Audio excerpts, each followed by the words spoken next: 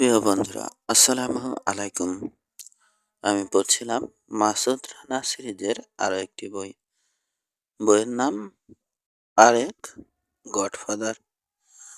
শুরু করছি দ্বিতীয় অংশ। কারণ ততক্ষণে তোমার প্রতি আমার কোনো আগ্রহ থাকবে না। Good night. রানা একা হয়ে গেল। ওর হুমকিটা স্রেফ বাগাড়ম্বর নয়, ডিমোনা তা জানেও। কারণ মাফিয়া পরিবারের প্রধান হিসাবে তার কাজই হলো প্রতিদ্বন্দ্বীর গুরুত্ব অনুধাবন করা।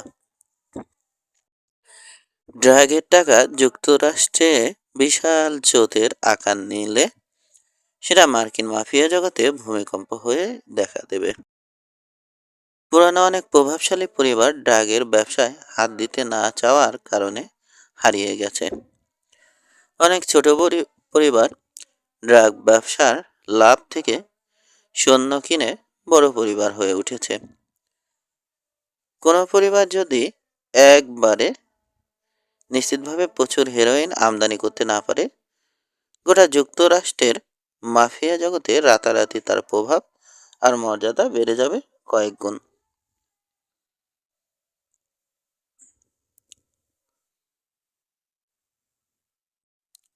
কোনো পরিবার যদি একবারে নিশ্চিতভাবে প্রচুর হেরোইন আমদানি করতে পারে, গোটা যুক্তরাষ্ট্রের মাফিয়া জগতে রাতারাতি তার প্রভাব আর মর্যাদা বেড়ে যাবে কয়েক গুণ।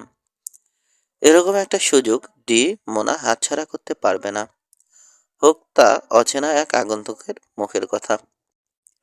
আবার এমনও হতে পারে গোটা ব্যাপারটা দুর্বোধ্য আর অস্বস্তিকর লাগছে তার। হিসাবটা সে কোনোভাবেই মেলাতে পারছে না। বেডরুমে ফিরে এসে একগাদা কাপড় চোপড় দিয়ে বিছানার মাঝখানে মানুষের একটা আকৃতি তৈরি করলো রানা, যেন চাদর মুড়ি দিয়ে শুয়ে আছে কেউ। বেডেটা খালি করে বুলেটগুলো নিয়ে গেছে দৈত্যাকার দেহরক্ষী। ওয়াল সেফ খুলে প্রিয় পিস্তল ওয়ালথারটা বের করলো রানা। তোয়ালে দিয়ে জড়ালো ওটা। তারপর আলো নিভিয়ে একটা চেয়ারে বসে অপেক্ষায় থাকলো। 2 ঘন্টা পর ক্লিক করে একটা শব্দের সঙ্গে দরজা খুলে গেল। রানা জানে ডিমোনা চাইলে বিখ্যাত হোটেল হিলটনের নিরাপদ সুইটে এর অতিরিক্ত চাবিও জোগাড় করতে পারে। সিটিং রুম থেকে বড়সড় একটা ছায়ামূর্তি ঢুকলো বেডরুমে, হাতে পিস্তল। বিছানার কাছে এসে থামলো সে। পিস্তলটা কোমরে গুজলো, তারপর ঝাঁপিয়ে পড়লো বিছানায়। রানা মনে করে কাপড় চোপড়ের স্তূপটাকে জড়িয়ে ধরেছে 2 হাতে। পর মুহূর্তে এক লাফে সিধে হলো লোকটা, যেন ইলেকট্রনিক শক খেয়েছে। হাত পৌঁছে গেছে কোমরে গোজা পিস্তলের বাটে। ইতিমধ্যে নিঃশব্দ পায়ে লোকটার পিছনে চলে এসেছে রানা। তোয়ালে মোড়া ওয়ালথারের বার দিয়ে তার ঘাড়ির উপর প্রচন্ড একটা বাড়ি মারল। কুত করে আওয়াজ বেরোলো মুখ থেকে। পর মুহূর্তে জ্ঞান হারালো লোকটা। দৈত্যাকার দেহরক্ষীকে নিচে পড়তে না দিয়ে মাঝপথেই ধরে ফেলল রানা। তারপর নিঃশব্দে মেঝেতে শোয়ালো। পিস্তলটা পাজামার সঙ্গে কোমরে গুজলো। তোয়ালেটাকে মুচড়ে রশি বানালো। তারপর দরজার পাশে সরে এসে আবার অপেক্ষায় থাকলো। সিটিং রুমে অস্পষ্ট পায়ের শব্দ। বেডরুমে কেউ ঢুকছে। তাড়াতাড়ি মাইকেল, ফিসফিস করলো দ্বিতীয় দেহরক্ষী। গলাটা সামনে বাড়াতেই রানার তোয়ালে ফাঁসের মতো প্যাচ খেয়ে গেল তার গলায়। আটকে উঠল লোকটা, কিন্তু সামান্য আওয়াজও বের করতে পারল না মুখ দিয়ে। হ্যাঁচকা টানে লোকটাকে কাত করলো রানা। তারপর হাঁটু দিয়ে মারল ওর পেটে উপর পেটে সোলার প্লেক্সাসে। মেঝেতে শুয়ে পড়ে 2-1 বার হাত পা নেড়েই স্থির হয়ে গেল লোকটা। মা পা মার শুধু জ্ঞান হারিয়েছে, মরবে না। ওদের পিস্তল দুটো থেকে গুলি বের করে নিল রানা। ওর অচেতন দেহ নিয়ে যাওয়ার জন্য চাকা লাগানো বড় একটা লন্ডি টলি নিয়ে এসেছে মোনার দেহরক্ষীরা। দরজা খুলে করিডোর থেকে সেটাকে সিটিং রুমে ঢোকালো। হাত চালিয়ে কাপড় চোপড় পরে নিল। জ্যাকেটের পকেটে চালান করে দিল লোকগুলোর কাছ থেকে পাওয়া অস্ত্র আর চাবি। লন্ডি টলিটা এত বড়, লোক দুজনকে তুলবার পরও গর্তটা পুরোপুরি ভরল না। ময়লা একটা চাদর দিয়ে তাদেরকে ঢেকে রাখলো রানা। ডিমোনা উঠেছে 22 তলায়, টপ ফ্লোর সুইটে। করিডোর ফাঁকা পেয়ে সোজা সার্ভিস এলিভেটরে এসে চলল রানা। এলিভেটর টপ ফ্লোরে উঠছে। পিস্তলটা হাতে নিয়ে চেক করলো রানা। ওয়ালথার খুব কাজের জিনিস। 25 গজের মধ্যে যে কোনো টার্গেটে লাগাতে পারবেও। কোনো হোটেল রুমে অত বড় হয় না। 4 আমি মাইকেল ডি মোনার দরজার সামনে দাঁড়িয়ে নিচু গলায় বলল রানা। কবাট সামান্য একটু খুলেছে কি খোলেনি। টলিটা খুব জোরে ঠেলে দিল রানা। দরজার পাল্লা উড়ে গিয়ে বাড়ি খেল ডি মোনার চোয়ালে। টলি সবেগে ছুটে চলেছে, একটা কফি টেবিলকে উল্টে দিল। তারপর নিজেও কাত হয়ে উপর উগড়ে দিল নোংরা কাপড় চোপড় আর 2 আত্মতায়ীকে। রানার একটা হাত ডিমোনার গলা চেপে ধরেছে। অপর হাতের পিস্তলের নল ডুবে আছে নাভিতে। ঠেলে তাকে একটা চেয়ারের উপর নিয়ে এলো রানা। আমাকে ধরে আনার জন্যে পিস্তলবাজ পাঠিয়েছিলে? ভেবেছিলে আমাকে কোণঠাসা করে ব্যবসার গুমরটা জেনে নেবে? অনেক হয়েছে ডিমোনা, এসো এবার আমরা সিরিয়াস হই। নিজেকে একবার জিজ্ঞেস করে দেখেছো এই আচরণ কার সঙ্গে করছো তুমি? আরসালান, আমি একজন ডন। মাফিয়া তোমাকে পিঁপড়ের মতো টিপে মেরে ফেলবে। আর আমি? ঠোঁটে নিষ্ঠুর এক চিলতে হাসি ফুটিয়ে জিজ্ঞেস করল রানা। তুমি জানো আমি কি হতে যাচ্ছি? তোমার মতো কত মাফিয়া ডন আমার গুড বুকে থাকার জন্যে পাগল হয়ে উঠবে, সে খেয়াল আছে? ঢোক গিলল ডিমোনা। কি চাও তুমি আরসালান? সিরিয়াস সিরিয়াস হতে বলছি। সিরিয়াস মানে তুমি আমার কাছে $10 লাখ জমা রাখবে আমার সার্ভিস পাওয়ার আশায়। তুমি যে ভুল করেছো এই জামানত তার হালকা শাস্তিও বলতে পারো। $10 লাখ, কিন্তু বিনিময়ে আমি কিছু পাবো না? নার্ভ শক্ত করে জানতে চাইল ডিমোনা। তুমি আমার কলিং কার্ড নিচ্ছ? হেরোইন ভর্তি ব্যাগটা তার পকেটে গুজে দিল রানা। তাছাড়াও তোমাকে আমি 3টে নতুন জীবন দিচ্ছি। বোকার মতো কিছু করতে যেও না। শুধু ঘাড় বাঁকা করে চারদিকে একবার চোখ বুলাও আর গোনো। ভেবো না তুমি পালাতে পারবে। পালাতে চাইলে কি এখানে আমি আসতাম? মন দিয়ে শোনো। আমি এখান থেকে চলে যাবার পর চাইবো তুমি আমাকে খুঁজে পাও। আসলে ঠিক কোথায় আমাকে পাওয়া যাবে এটা আমি তোমাকে আজ জানাবো, তুমি যাতে একজন প্রতিনিধিকে পাঠাতে পারো। প্রতিনিধি লোকটাকে তোমার অত্যন্ত বিশ্বস্ত হতে হবে। তার কাজ কি? তার কাজ হবে আমি কিভাবে চালানটা নিউ ইয়র্কে নিয়ে যাচ্ছি সেটা দেখা। কিন্তু তুমি যদি আমাকে মারার জন্যে কাউকে পাঠাও, আমার হাতে খুন হয়ে যাবে সে। তোমার জামানতও বাজেয়াপ্ত হয়ে যাবে। লোকটার গলা ছেড়ে দিল রানা। পিস্তলটা তলপেট থেকে সরিয়ে নিল। তোমার আসলে পালিয়ে যাওয়া উচিত ছিল আরসালান। তুর্কিদের তুমি চেনো না। আমরা মান সম্মানকে খুব বড় করে দেখি। আমাদেরকে কৌশিকানদের সঙ্গে এক কাতারে ফেলো না। তুরস্কের আফিম বেচে সমস্ত লাভ এতদিন একা শুধু ওরাই পেয়েছে, কিন্তু দিন এখন বদলাবে। তো যা বলছিলাম, তোমাকে একটু চুক্তিতে তোমাকে একটা চুক্তিতে আসার সুযোগ দিয়েছিলাম, সুযোগটা এখনো আছে। টেবিল হাতে সিগারেটের প্যাকেট আর লাইটার খুঁজলো মোনা। তারপর সময় নিয়ে ধরালো একটা। সে যেন ইচ্ছে করে অপেক্ষা করিয়ে রেখেছে রানাকে। তা $10 লাখ কিভাবে তুমি আদায় করতে চাও আরসালান? এখানে আমাকে পিস্তলের মুখে বসিয়ে রাখবে আর ব্যাংকে পাঠাবে আমার দেহরক্ষীদের? দেখাচ্ছি কিভাবে। এখন ভোর 4টে হলেও পৈরুতে কিন্তু ব্যাংক কখনোই বন্ধ হয় না। সব ক্যাসিনোতেই ব্যাংকের শাখা আছে। তাছাড়া প্রাইভেট মানি চেঞ্জারও আছে। চুপি চুপি সোনা, না কাটা হিরে কিংবা স্টক সার্টিফিকেট জমা নিয়ে টাকা দেয়।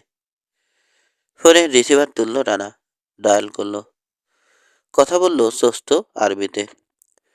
তারপর চেঞ্জার নিজে লাইনে আসতে আরবীয় আরবির বদলে অনর্গল পর্তুগিজ তালালো। গোটা ব্যাপারটা তাকে বোঝাতে রানার সময় লাগলো মাত্র 1 মিনিট। এরপর কি? রানা যোগাযোগ কেটে দিতে জানতে চাইল ডিমোনা। এখন আমরা পরস্পরের সান্নিধ্য সুখ উপভোগ করব। তুমি সিগারেট ধরাও, মদ খাও, তোমার যা খুশি। ধন্যবাদ। তুমি বলতে চাইছো আমরা সেফ অপেক্ষা করবো এখানে? শোনোনি, তিনি যদি পাহাড়ের কাছে যেতে না পারেন, পাহাড় তার কাছে চলে আসে। মানি চেঞ্জারের বেলায় ঠিক তাই ঘটছে। টাকার পাহাড়টা এখানে চলে আসছে। মানি চেঞ্জার পৌঁছাতে সময় নিল 15 মিনিট। ইতিমধ্যে মোনার দেহরক্ষীরা মেঝে থেকে উঠেছে। এই মুহূর্তে একটা সোফায় পাশাপাশি বসে মুখ হারি করে রানাকে দেখছে। ব্যথায় দুজনেই কাতর, তবে মোনার ভয়ে গোঙাতে বা ফোপাতে পারছে না। আমি কম্পেশো হেক্টর, নিজের পরিচয় দিল পর্তুগিজ মানি চেঞ্জার। লোকটা ছোটখাটো, পরনে ধোপ দুরস্ত কাপড় চোপড়, নাম করা কোনো রেস্তোরাঁর হেড ওয়েটারের মতো চটপটে। হেক্টর তার সহকারীর সঙ্গে ওদের পরিচয় করিয়ে দিল না। সহকারী লোকটা আফ্রিকান নিগ্রো, মাথাটা কামানো, কাঁধ দুটো ঘরের 2 দেয়াল ছুঁতে চাইছে। আপনার প্রয়োজনীয় সব কাগজপত্র সঙ্গে নিয়ে এসেছেন? জানতে চাইল রানা। মাথা জাগালো হেক্টর। কি? জি। ব্যাপার কি? কি ঘটছে এখানে? প্রায় ঘেউ ঘেউ করে উঠল ডিমোনা। কফি টেবিলে একটা অ্যাটাশে কেস রাখলো আফ্রিকান লোকটা। সেটা খুলে গুনে গুনে মার্কিন ডলারের 11টা বান্ডিল বের করলো। প্রতি বান্ডিলে $1000 100টা করে নোট রয়েছে। সব মিলিয়ে $11 লাখ। তুমি বললে 10 লাখ। ডিমোনা সম্ভবত দাঁতে দাঁত পিষল। 10 লাখই নিচ্ছি আমি, বাকিটা সিনিয়র হেক্টরের কমিশন, ব্যাখ্যা করলো রানা। ওয়ালথারটা আরেকটু সোজা করে ধরল। দেরি করছো কেন ডিমোনা? চেকটা এবার লিখে ফেলো।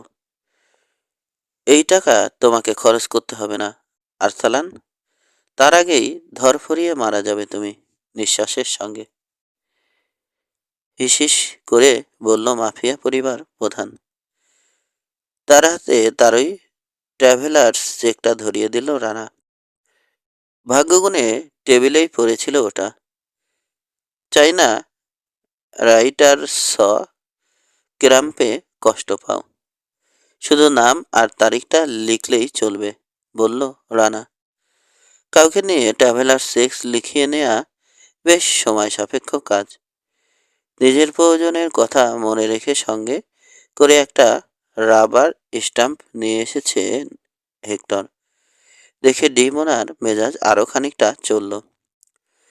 নাও এবার রেহাই দাও আমাকে। লোকটা চেকটা রানার হাতে ধরিয়ে দিয়ে প্রায় বিস্ফোরিত হলো সে। এত তাড়াতাড়ি?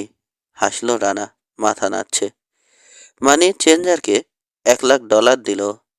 বাকি টাকা সহ 28 কেসটা রাখলো নিজের কাছে। বাকি পেপার ও ওরকো এখনই সেরে ফেলবো আমরা। কেননা এখন এই টাকা নিয়ে বেরিয়ে গেলে আমাকে চোর বলা যাবে। ট্রান্সফার পেপার রেডি, 3 কপি করে টাইপ করা, সাক্ষীদের সই নেয়া, অফিসিয়াল সিল মারা। কাটা ঘায়ে নুনের ছিটা দেওয়ার মতো করে ডি মোনাকে আশ্বস্ত করলো হেক্টর। আবার কি? পর্তুগিজকে সারিয়ে রানার দিকে ছুটে এলো ডি মোনার দৃষ্টি। সই করুন প্লিজ, এখানে, এখানে আর এখানে। অত্যন্ত অফিসিয়াল চেহারার অনিয়ন স্কিন এগ্রিমেন্টটার ভাঁজ খুলল রানা। খুলল হেক্টর।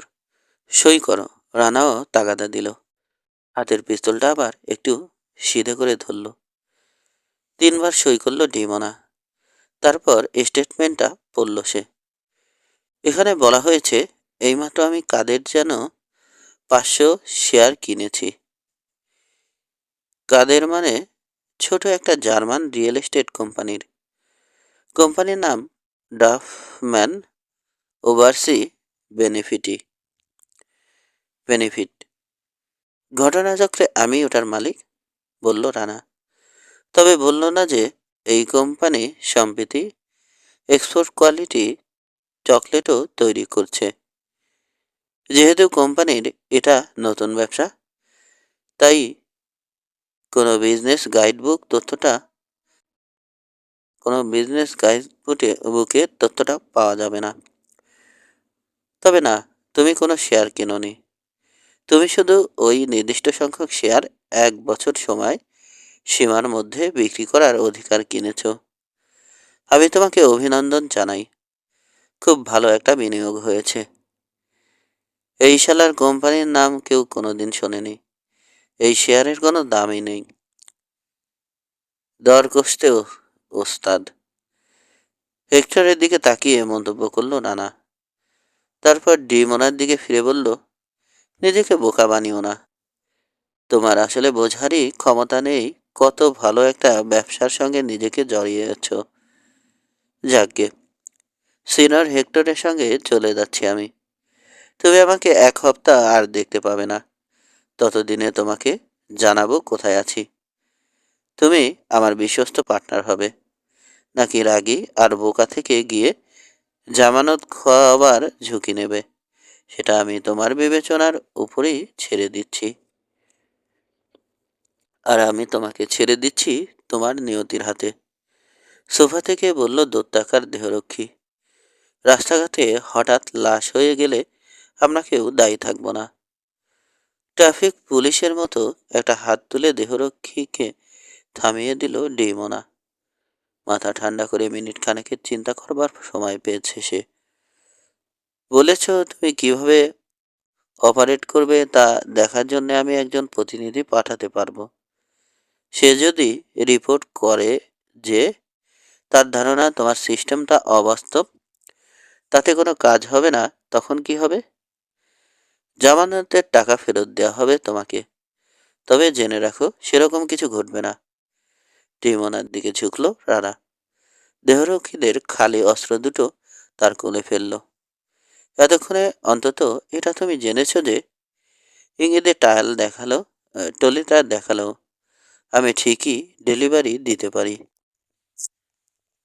5 ইজমির শহর মাউন্ট পাবাস এর ঢাল থেকে শুরু হয়ে সাগরের কিনারা পর্যন্ত বিস্তৃত। ধুলোমাখা একটা পাম গাছের পাশেই ইন্টারন্যাশনাল হারভেস্টার ট্রাক্টর কোম্পানির বিলবোর্ড দেখা যাচ্ছে। আরেকদিকে 16শো শতাব্দীর মসজিদের পাশে স্কাই স্কাপার দাঁড়িয়ে।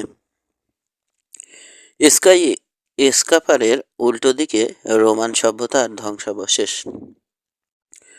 রাস্তায় স্বাস্থ্যবান লোকজন, তাদের প্রায় প্রত্যেকের মাথায় কাপড়ের ক্যাপ। মেয়েরা ঢোলা প্যান্ট আর ব্লাউজ পরেছে। বোরকা আছে তবে খুব কম। আতার তুর্কো স্কোয়ারে জিন্স পরা মেয়েদেরও দেখতে পাওয়া গেল। বুকে বই খাতা চেপে স্কুল কলেজে যাচ্ছে। বেশ কয়েকজন আমেরিকান পাইলটকে দেখল রানা। ট্যাক্সি নিয়ে শহর দেখতে বেরিয়েছে। পাহাড় চূড়ার কাছাকাছি প্রাচীন একটা দুর্গ রয়েছে। পার্সি সাম্রাজ্য দখল করবার পর মহামতি আলেকজান্ডার এটা বানিয়েছিলেন। কালের অবক্ষয়ে দুর্গটা বর্তমানে ধ্বংসাবশেষ ছাড়া কিছু নয়। তবে গা ঢাকা দিয়ে চারপাশে নজর রাখবার জন্য জায়গাটা আদর্শ। পাথরের চওড়া একটা পাঁচিলে বসে পাহাড়ি ঢালের আধ মাইল নিচের একটা রেস্তোরাঁর দিকে বেনকিউলার তাক করেছে রানা। আঙুললতা দিয়ে ঘেরা খোলা একটা উঠানে বসে লোকজন লাঞ্চ সারছে। জানালা দিয়ে কিচেনের ভিতরটা দেখা যাচ্ছে। ডিশে রোস্ট করা হাঁস আর হলুদ পুডিং সাজানো হচ্ছে। উর্দি আর লাল ফেজ হ্যাট পরা একজন ওয়েটার এক আমেরিকান মধ্যবয়স্ক দম্পতিকে সার্ভ করছে। আর এক টেবিলে দুজন পেশিবহুল তরুণ খেতে বসেছে। দুজনের মাথাতেই ঝাঁকড়া চুল। তবে তারা যত না খাচ্ছে তার চেয়ে বেশি তর্ক করছে। অর্থাৎ সাধারণ তুর্কি এরা, আত্মতাই নয়। সবচেয়ে ভালো টেবিলটায় একটা মেয়ে একা বসে আছে। রূপ আর সাজ পোশাক দেখে মডেল বলে মনে হয়। পেঁয়াজের রং নিয়ে মাথায় একরাশ চুল।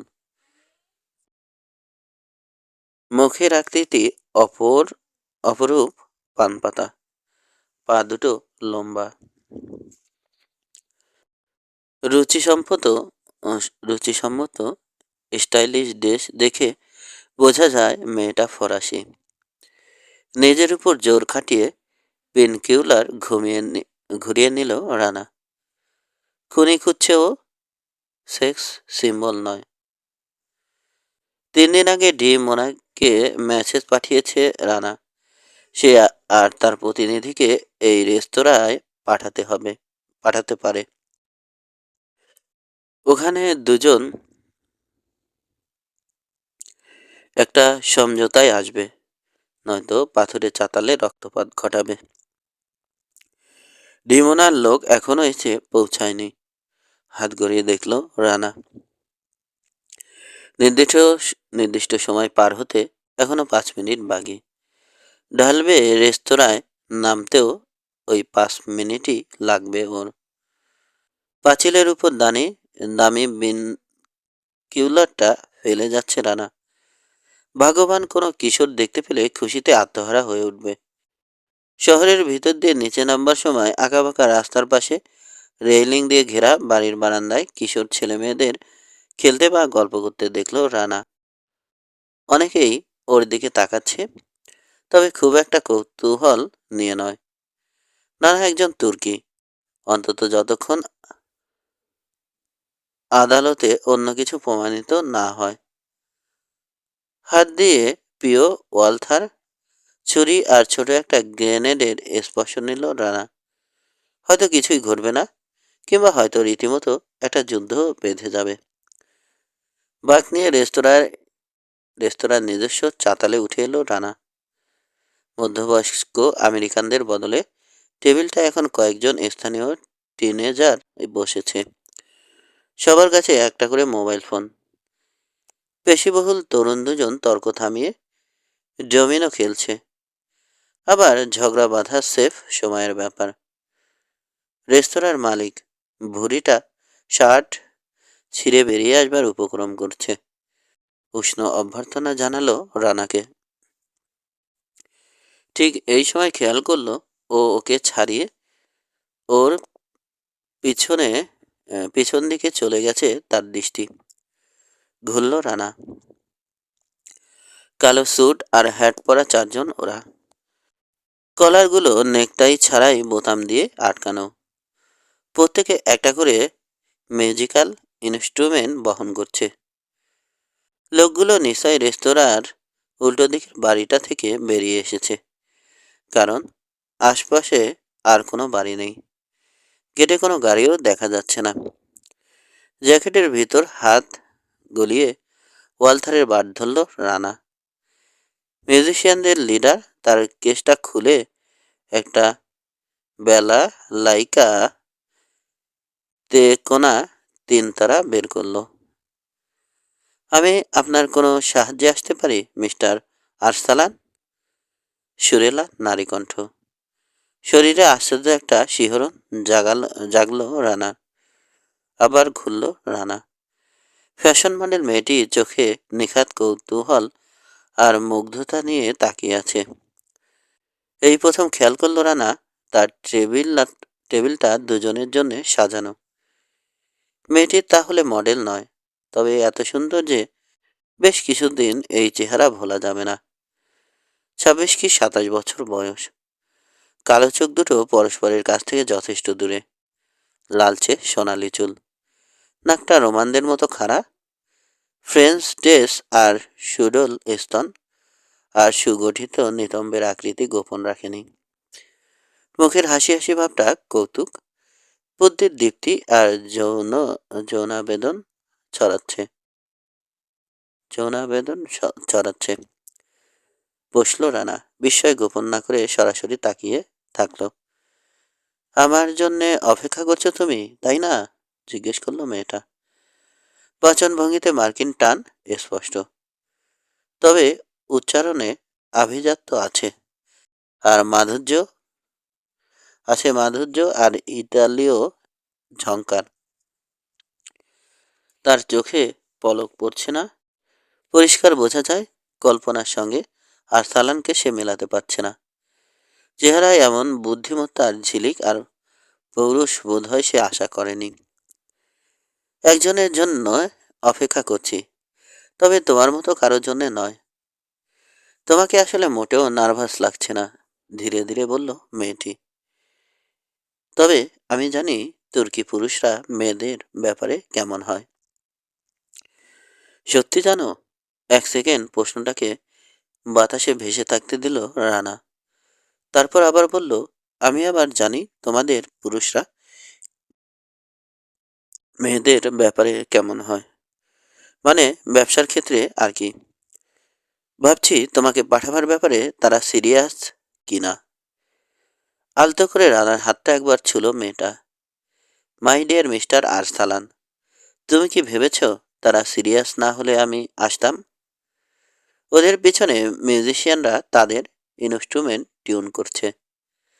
আসলে আমার আগ্রহকে তোমার ধন্যবাদ দেওয়া উচিত, আবার বলল মেয়েটি। ওই লোকগুলো পিস্তলের বদলে ভেলা লাইকে নিয়ে এসেছে সেজন্যে।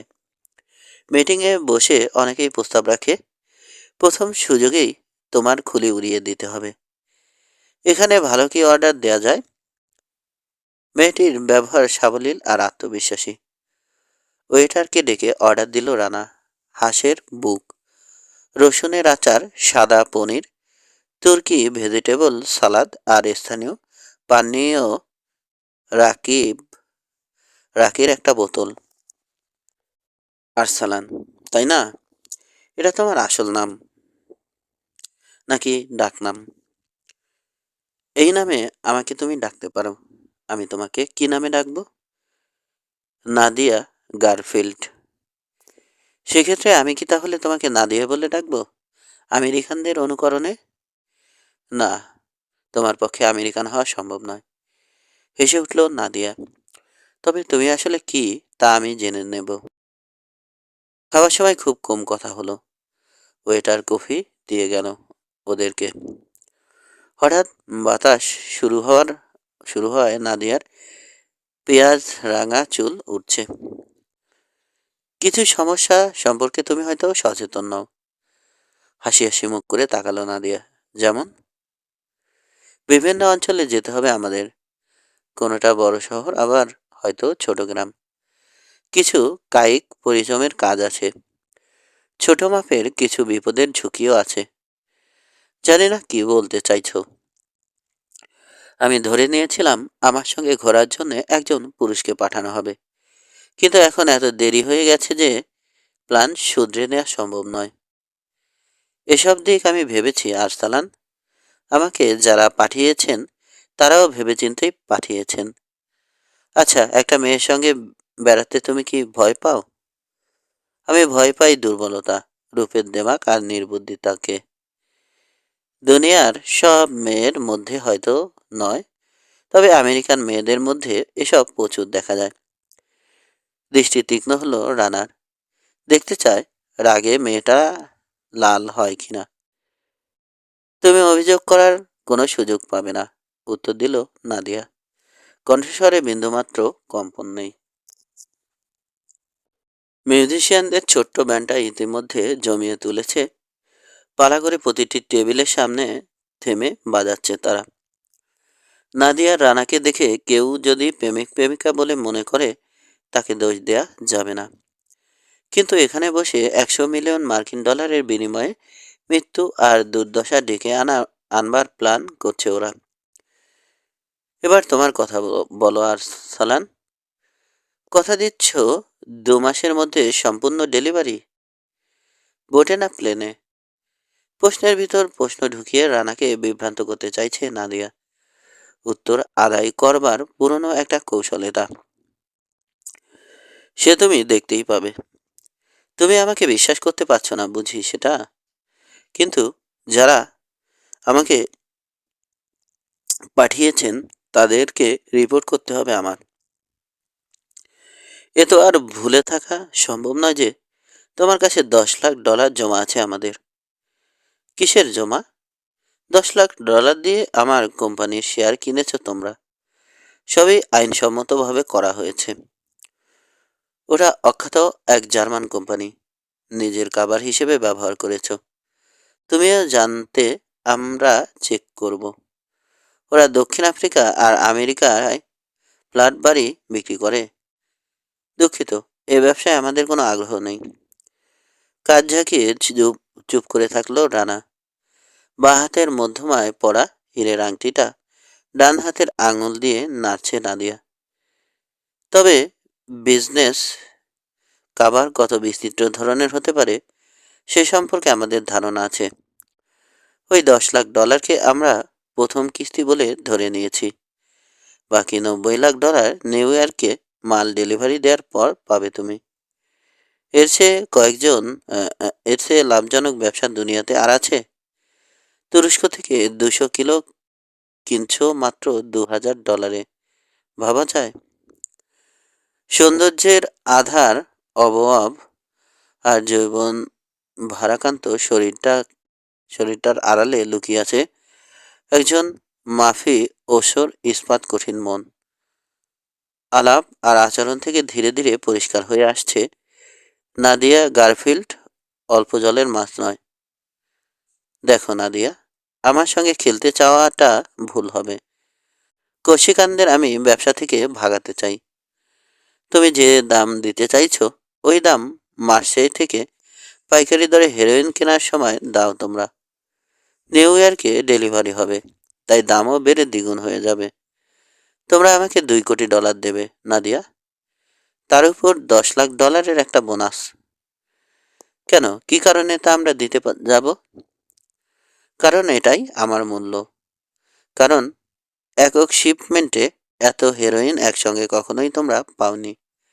কারণ মানের দিক থেকে এটা সেরা।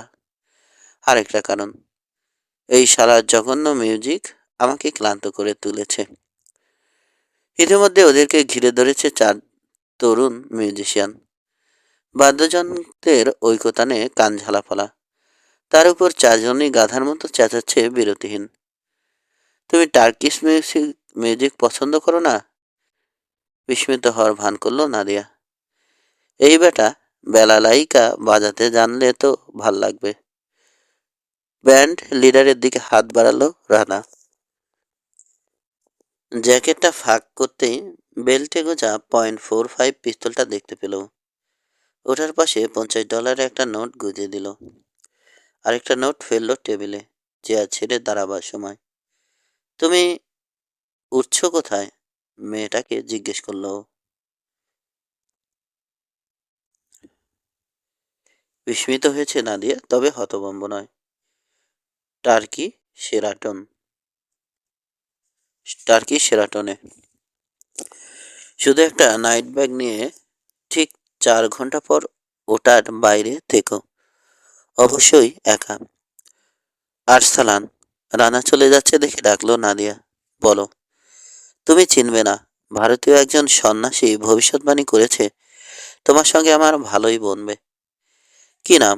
হয়তো চিনতেও পারি। পুরো নাম জানি না, জানি সংক্ষেপটুকু, রাত্রি। বিস্ময়ের ধাক্কাটা গোপন করবার জন্য সঙ্গে সঙ্গে ঘুরল রানা। দ্রুত পায়ে হাঁটছে। অনন্য রায়হান তার প্যাডে এই শব্দটাই লিখেছিল, রাত্রি। না, এই নামে কাউকে আমি চিনি না। বেল থেকে নোটটা বের করতে গিয়ে ব্যান্ড লিডার হাতের বেলালাইকাটা ফেলে দিল। মেঝেতে পড়ে বিষণ্ণ কাতর শব্দ করল সেটা। দীঘায়, অর্থাৎ মেদিনীপুরে আমেরিকানরা তদন্ত করবার জন্য লোক পাঠিয়েছিল। রানার পুরানো বন্ধু নিউ হিউবার্ট অ্যান্টি নার্কোটিক স্কোয়াডের তরফ থেকে কিছু আন্দাজ করে তদন্ত করতে এসেছিল রাদীপ ত্রিপাঠী এর আকস্মিক অন্তর্ধান রহস্য। কুশলাদি বিনিময়ের পর নিজের কেস সম্পর্কে যা জানে সবই বন্ধুকে বলে গেল হিউবার্ট। তারপর প্রশ্ন করল, তোর কেসটা কি? আমি মুখ খোলার আগে তোকে একটা শর্ত পূরণ করতে হবে দোস্ত, বলল রানা। ভুরু কোচকালো হিউবার্ট। শর্ত? কি শর্ত? আমাকে নানাভাবে সাহায্য করার সুযোগ আছে তোর। কথা দে সুযোগগুলো তুই হারাবি না। সাবধানে একটা ভাব ফুটে উঠল হিউবার্টের চেহারায়। তোর মতলব আমার বিশেষ সুবিধের মনে হচ্ছে না। আচ্ছা, যা দিলাম কথা। এবার বল তোর কেসটা কি? রানা বলল, তোর আর আমার কেস বলতে গেলে একই। ওয়ান্ডারফুল, উৎফুল্ল হয়ে উঠল হিউবার্ট। কত দূর এগিয়েছে তোর তদন্ত? মাথা নাড়ল রানা। তা বলা যাবে না। সে কি? আমি যে তোকে আমার কেস সম্পর্কে লেটেস্ট সব কিছু জানিয়ে দিলাম। তুই যদি বোকা হোস, সে দোষ কি আমার? কথা দিয়েছিস, এখন কিছু সাহায্য করতে অস্বীকার করতে পারবি না। ভালো কথা, শর্ত আরও একটা আছে। তুই কিন্তু দোস্ত আমাকে ফলো করতে পারবি না। ঠিক আছে, আমিও তোকে কেমন ধাঁধায় ফেলে দেই, দেখ তাহলে। তোর সাহায্য বলতে দরকার কয়েক আউন্স বিশুদ্ধ হেরোইন আর 220 পাউন্ড আফিম, এই তো? একটু থেমে হাসলো হিউবার্ট। হাঁ করে আছিস কেন রে? মুখের ভেতর মাছি ঢুকে যাবে যা। দারোগাবাবু অর্থাৎ সদাশয় গুপ্ত ভগবান রাজীব ত্রিপাঠী সম্পর্কে প্রচুর তথ্য দিয়েছেন রানাকে। তার মধ্যে একটা হলো, বছর 5 আগে হঠাৎ একদিন সন্ন্যাসীর আবির্ভাব হয়েছিল রামনগর থানার কৃষ্ণনগর গ্রামের একটা অশ্বত্থ গাছের তলায়। গাছটার সামনে দিয়ে হাটে যাওয়ার মেঠো পথ চলে গেছে। পথিকরা ওখানে থেমে যা জানতে চাইত, ধ্যানমগ্ন সন্ন্যাসী তার জবাব দিতেন। ইনিই ভগবান রাজীব ত্রিপাঠী। যতই অবিশ্বাস্য শোনাক, সত্য হলো গোটা এলাকায় রটে গেল ভগবান ত্রিপাঠীর প্রতিটি জবাব আসলে ভবিষ্যৎবাণী, এবং সে সব অক্ষরে অক্ষরে ফলেও যাচ্ছে। তারপর যেমন হঠাৎ তার আবির্ভাব ঘটেছিল, ঠিক তেমনি একদিন হঠাৎ করেই ভগবান ত্রিপাঠী গায়েব হয়ে গেলেন। মাঝখানের সময়টায় বহু ঘটনাই ঘটেছে, তবে সেসব এখন রানার স্মরণ করবার প্রয়োজন নেই। এই মুহূর্তে ওর মনে যে কথাটা জাগছে, অনন্য রায়হান তাহলে রাত্রি লিখে রাজীব ত্রিপাঠী বোঝাতে চেয়েছিল। মেদিনীপুরের রামনগরে এই ভগবান সম্পর্কে তথ্য জোগাড় করতে গেলে কেউ তাকে খুন করে। কে বা কারা তারা? ভগবান রাজীব ত্রিপাঠীর পোষা গুন্ডা? রাজীব ত্রিপাঠীর সঙ্গে মাফিয়ার কি সম্পর্ক? নাদিয়া গারফিল্ড কিভাবে তার ভবিষ্যৎবাণী জানবার সুযোগ পাচ্ছে? 4 ঘন্টা পর আতাতুর্ক স্ট্রিট ছাড়িয়ে এলো রানা। টার্কি শেরাটনের দিকে যাচ্ছে। নাদিয়াকে খুঁজে পেতে কোনো অসুবিধে হলো না। বাছাল ট্যাক্সি ড্রাইভার আর সতর্ক ট্যুরিস্টদের ভিড়ে শিল্পী বটিচেলি এর আঁকা ভিনাস হয়ে দাঁড়িয়ে আছে। একটা আগ্নেয়াস্ত্র সহ পোশাক পরা ভিনাস, ভাবল রানা। কে জানে মেয়েদের উপযোগী কি অস্ত্র বহন করছে সে, বেরেটা না কি আর কিছু। চারপাশে মানুষ আর যানবাহনের এত ভিড়, অবাঞ্ছিত কাউকে খুঁজতে যাওয়াটা অর্থহীন মনে হলো রানার। চিত্রটা নাদিয়ার ঠিক সামনে থামালো ও উঠে পড়ো। হাত ব্যাগটা ছুঁড়ে বাক সিটে ফেললো নাদিয়া। তারপর লাফ দিয়ে উঠে বসলো রানার পাশে।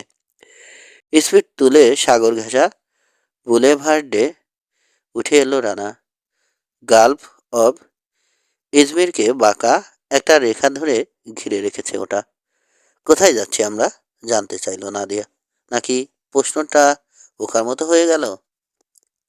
রানা এমন দৃষ্টিতে তাকালো যার মানে হ্যাঁ। মাঝে মধ্যে গাড়ির সাইড মিররে চোখ রাখলো রানা। ইজমিরের রাস্তা অটোমোটিভ মিউজিয়ামের মতো। পার্থক্য শুধু সমস্ত পুরানো বুইক, পাকার্ড, ফোর্ড, পিলিমাথ, মরিস ইত্যাদি এখনো কিভাবে যেন চলছে।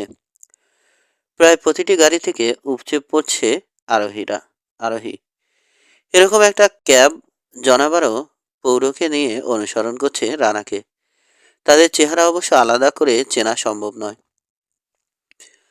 বুলেভার্ড ধরে মাইল খানেক এগিয়ে বাঘ ঘুরে পাহাড়ি পথ নিল রানা। এক ঝাঁক ক্যাব থেকে বিচ্ছিন্ন হলো একটা। বাঘ ঘুরে পিছু নিল চিত্রর। 5-7টা ফলের বাগানকে পাশ কাটিয়ে এলো রানা। ক্যাবটা পিছু ছাড়ছে না। আমি ভেবেছিলাম তুমি একা আসবে নাদিয়া। ঘাড় ফিরে পিছন দিকে তাকালো নাদিয়া। ওরা দেখছি বেয়াদবি শুরু করেছে। এত করে বললাম সবাই যেন দূরে সরে থাকে। তার চেহারায় অসন্তোষ, যেন গর্বে আঘাত লেগেছে। ওদের কি তোমার কাছ থেকে নির্দেশ পাবার কথা নয়? ব্যাপারটা ব্যাখ্যা করা একটু কঠিন। প্রশ্নটা এড়িয়ে গেল নাদিয়া। ইচ্ছে করলে ওদেরকে আমি খসাতে পারি, আবার ভোগাতেও পারি। কি চাও ঠিক করো নাদিয়া। ক্যাবটা নাদিয়াকে সিদ্ধান্ত নেওয়ার সমস্যা থেকে বাঁচিয়ে দিল। ওটা 1920 সালের একটা বুইক। তবে পুরানোটা ফেলে দিয়ে অত্যন্ত শক্তিশালী একটা ইঞ্জিন ফিট করা হয়েছে। তুমুল গতি তুলে ওদেরকে পাশ কাটালো সেটা।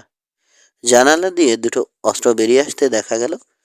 রানার মাথার দিকে তাক করা।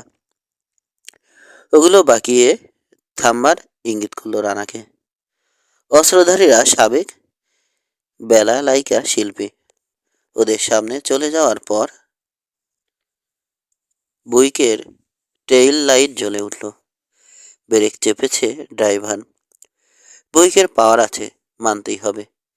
কিন্তু চিত্রতে যে সাসপেনশন আছে, দুনিয়ার খুব কম গাড়িতেই তা পাওয়া যাবে। নিজেদের প্রয়োজনে রানা এজেন্সির ইস্তাম্বুল শাখা আরও কিছু পরিবর্তন ঘটিয়েছে এ গাড়িতে। ব্রেক না করে বাম দিকের পায়ে চলা উঁচু নিচু রাস্তায় সরে গিয়ে ওভারটেক করলো রানা। বুইকের জানালা দিয়ে আবার একটা আগ্নেয়াস্ত্র বেরিয়ে এলো। তবে রানার বদলে ওর আরোহীকে গুলি লাগতে পারে, এই ভয়ে ট্রিগারে টান দিতে পারল না। পিছিয়ে গেল বুইক। কয়েক সেকেন্ড পর ইঞ্জিনের আওয়াজ শুনে রানা বুঝতে পারল বুইক আবার পাশ কাটাতে আসছে। তুমি দাঁড়িয়ে পড়তে পারো। ইঞ্জিনের গর্জনকে ছাপিয়ে উঠল নাদিয়ার কণ্ঠস্বর। ওদেরকে তুমি পেছনে ফেলতে পারবে না। ধুলোময় পাহাড়ের উপর দিয়ে ঘন ঘন মোচড় খেয়ে এগিয়েছে রাস্তাটা। একটার পর একটা চুলের কাটার মতো বাঁক। চিত্রকে পাশ কাটাবার কোনো সুযোগই নেই বুইকের। বাঘগুলো অনায়াস সাবলীল ভঙ্গিতে পার হয়ে আসছে ফ্রেঞ্চ কার। কিন্তু বুইক প্রতিবার ঝাঁকি খাচ্ছে। রানা যখন গিয়ার তুলছে, বুইকের ড্রাইভার তখন কমাচ্ছে ওটা। তারপর দেখা গেল পাহাড় চূড়ায় উঠে একটা এস্টেট ওয়ে ধরেছে চিত্র।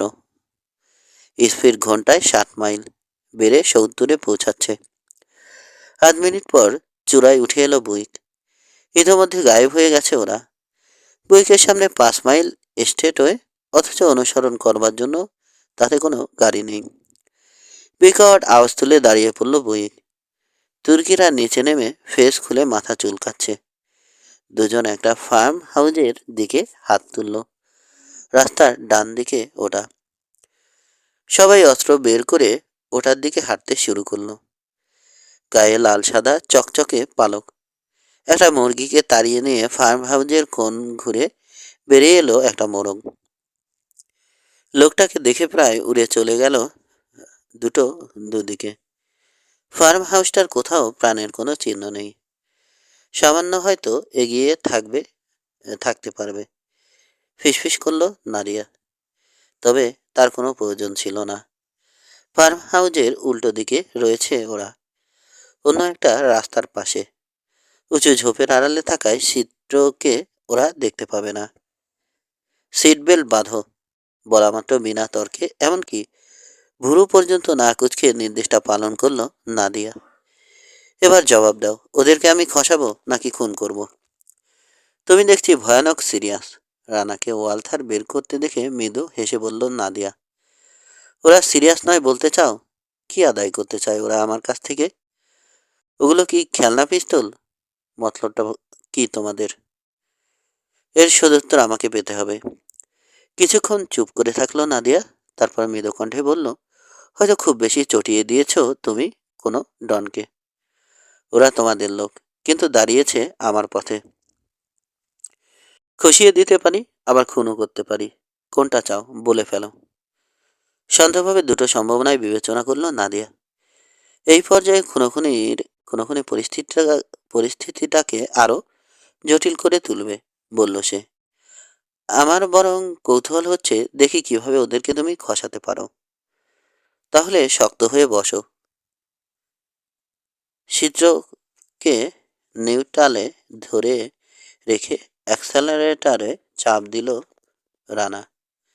যতক্ষণ না ট্রাক মিটারে কাটা সরে লালে না ঢুকলো।